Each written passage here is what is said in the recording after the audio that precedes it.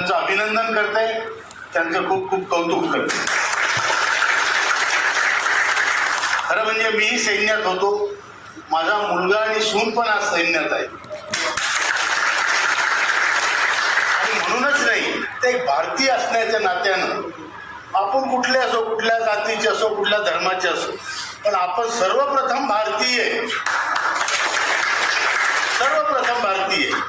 आणि मग कुठली पूजा पद्धती आपली असेल ती आपण घालू शकतो, त्यात कोणाला काही ऑब्जेक्शन नाही.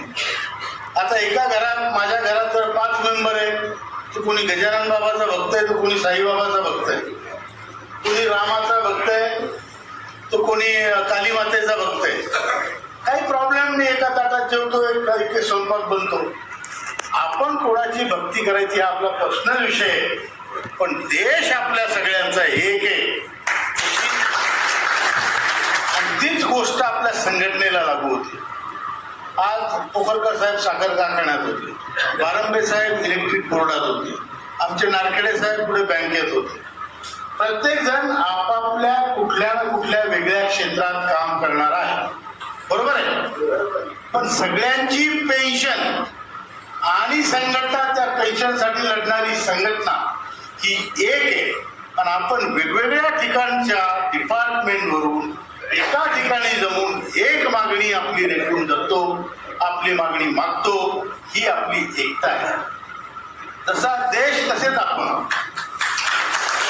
आणि मी तुम्हाला हे सांगतो, मध्यंतरी श्रममंत्र्यांनी आम्हाला बोलावलं, त्यांनी स्वतःहून बोलावून सांगितलं की लोकांना सांगा, राऊत साहेब तुमची संघटना खूप मोठी आहे, तुमच्या संघटनेचं काम चांगलं आहे, आणि म्हणून तुम्हाला मी इथे बोलावून सांगतो की मी तुमचं काम मिशन मोडवर करत आहे, जोरात करत आहे, अर्जंटमध्ये करत आहे. हे तुम्ही तुमच्या लोकांना जाऊन सांगा. आता त्या मंत्र्याला काय गरज होती मला इथून बोलवायची हे सांगायची, पण त्याचा अर्थ ते प्रामाणिकपणे प्रयत्न करीत आहे. आणि आपणही त्याची चौकशी केली, तपासलं, ते खरोखर प्रामाणिकपणे प्रयत्न करीत. आता हे जे युद्ध आहे, युद्ध किती दिवस चालतं कोणाला माहित नसतं. आता युक्रेन रशियाचं युद्ध 2 वर्ष झाले.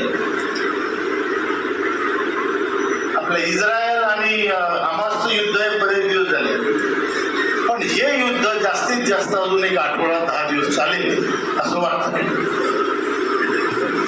त्याच्यानंतर कदाचित पाकिस्तान नावाचा देशही नसणार, दुसऱ्या नावानं.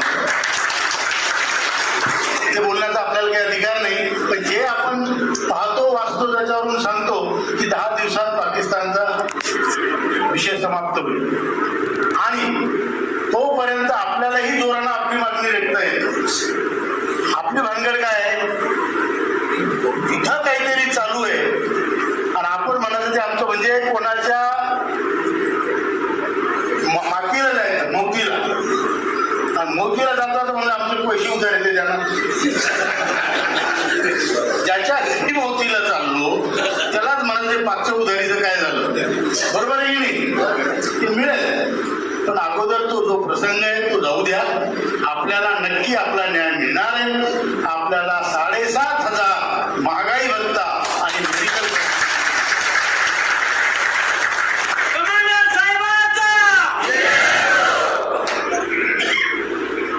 आणि हे म्हणण्यामागचा अर्थ असा आहे, हे आपल्याला कसं माहिती, मला कसं माहिती 7,500 महागाई भत्ता मिळेल. कारण जेव्हा मंत्र्यांचं आणि आमचं बोलणं झालं, चर्चा झाली, तेव्हा त्यांनी स्वतः सांगितलं, राऊत साहेब मला माहिती आहे ज्या लोकांनी एक पैसा भरला आणि त्यांना 3,000 फुकट गव्हर्नमेंट देऊ राहिली, बाकीचे स्टेट गव्हर्नमेंट, असं त्यांचं म्हणणं. मी म्हटलं साहेब असं नाही आहे. म्हणजे कसं आहे, म्हटलं एका घरात 2 म्हातारे राहतात, ते किती घेऊन जातात, 3 आणि 3. त्यांनी पैसे भरले का नाही. म्हटलं आमच्या घरातही 2 म्हातारे आहेत आणि आम्हालाही 3 अधिक 3 आणि वर आणि पैसे भरले, त्याचं काय, बरोबर आहे की नाही. म्हणून आम्हाला कमीत कमी 7,500 महागाई भत्ता मिळायला पाहिजे, ते मान्य केलेलं आहे आणि त्या दृष्टीने त्यांचे प्रयत्न चालू आहेत. हा एक भाग झाला.